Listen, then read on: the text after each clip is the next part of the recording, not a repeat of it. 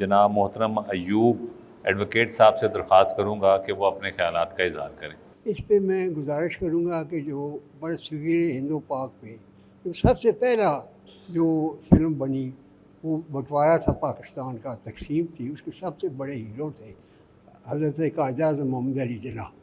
انہوں نے جب یہ کیا تو انہوں نے فرمایا کہ God has given us a grand opportunity to show our worth as an architect a new state and let it not be said that we did not do up to the task. تو جو اس کو رنگ بھرنے کے لیے ہمیں قائد اعظم صاحب کے موقع نہ مل سکا، پھر حکیم سعید جیسے شہید جیسے بڑے بڑے ایک قداور شخصیت آئی کراچی، جو کراچی ہمارا مستقر تھا انڈو پاک کے بعد، جو پاکستان کا دارالخلافہ تھا، وفاقی حکومت تھی، وہاں اللہ تعالیٰ نے ایک ایسی شخصیت بھیجی جس نے ان کی فلم کو آگے رنگ بھرنے کے لیے، لیکن انہیں موقع نہ دیا گیا۔ ایسی منفی قوتیں آ گئیں تو حضرت شہید سعید صاحب نے اس میں تعلیم اور تربیت، اس کے لیے انہوں نے یہ بیڑا اٹھایا، لیکن ان کو اجازت نہ دی گئی اور وہ ہم سے جدا ہو گئے۔ اس کو اب ہمارا مجلس شورا کا فرض ہے کہ ہم اس کو ان کے مشن کو تکمیل دیں۔ یہ شہید کا جو ہے مشن وہ قائد اعظم کا تھا، وہ تھا برصغیر میں مسلمانوں کا ایک وہ رکھنا، اور یہی ایک آپ کے سامنے بڑی فلم ہے۔ اس میں اگر ہم نے کام نہ کیا تو خداوند کریم ہمیں نہ معاف کرے گا۔ لقد من اللہ علی المؤمنین اذ بعث فیہم رسول من انفسہم یتلو علیہم آیاتہ ویزکیہم ویعلمہم الکتاب والحکمہ۔ تو اس میں گزارش کروں گا کہ نبی کریم صلی اللہ علیہ وسلم کے وقت میں بھی میلہ لگتا تھا عکاظ کا۔ یہ ثقافتی چیزیں یہ چلتی رہتی ہیں۔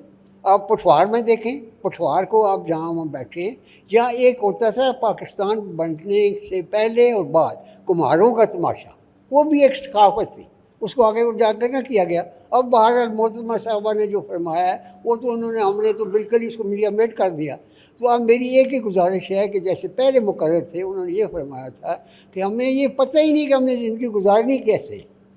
آج ہم اسی وجہ سے پوری دنیا میں خود ہی ڈرامہ بنے ہوئے، خود ہی ہم ڈرامہ بنے ہوئے۔ اس لیے ہمیں مجلس شورا ایک واحد مجلس شورا ہے جو پاکستان میں کوئی نہیں ہے سوائے حکیم سعید صاحب نے اس لیے قائم کی تھی کہ میں جناب اسپیکر اور ممبران شورا میں گزارش کروں گا کہ میں 3 آپ کو کتابیں دکھاتا ہوں، یہ ہر ایک کے پاس ہونی چاہیے۔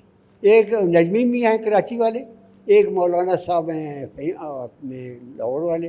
تو ہم نے یہ سلیکٹ کیے ہیں کہ جب تک آپ بچوں کو یہ سوشل میڈیا سے نہیں اٹھائیں گے، موبائلوں سے نہیں اٹھائیں گے، اسکولوں میں ہر خاندان میں ہمدرد یہ بیڑا اٹھائے۔ اچھا، وہ میں گزارش یہ کروں گا کہ جو حکیم سعید کا مشن ہے وہی ہمارا مشن ہے۔ اس کو جب تک ہم مکمل نہیں کریں گے خدا ہمیں معاف نہیں کرے گا۔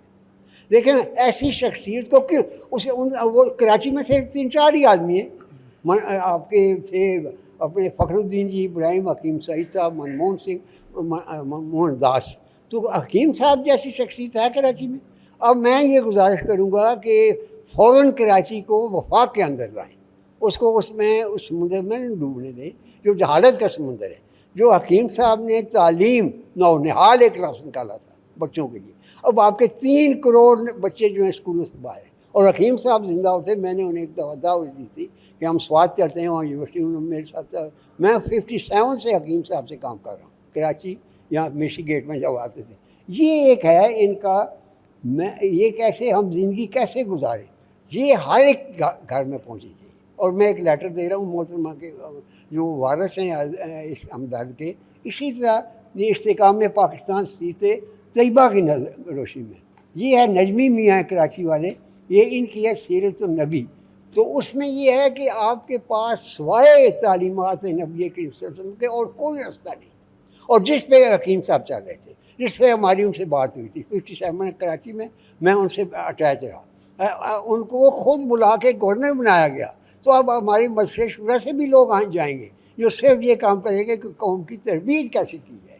آپ کے یہ جو آپ دیکھ رہے ہیں وہ آپ کے سامنے حالات، آپس میں ہم لڑ رہے ہیں، وہ بلوچ کہتے ہیں تم کافر ہو، ہم مسلمان ہیں، وہ کہتے ہیں ہم پنجابی ادھر ہیں، یہ حال ہے آپ کے ملک کا۔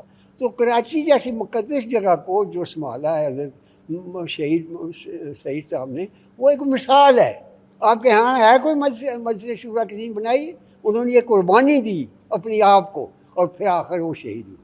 تو ان شہید کے راستے کو چلنے کے لیے میں یہ گزارش کروں گا، میں لسٹ بھی لوں گا، تو یہ پورے اگر ملک میں ہم ہر خاندان میں پہنچا دیں ہم تو اس سے بڑی اور جہاد کوئی نہیں ہوگا. وما علینا الا البلاغ.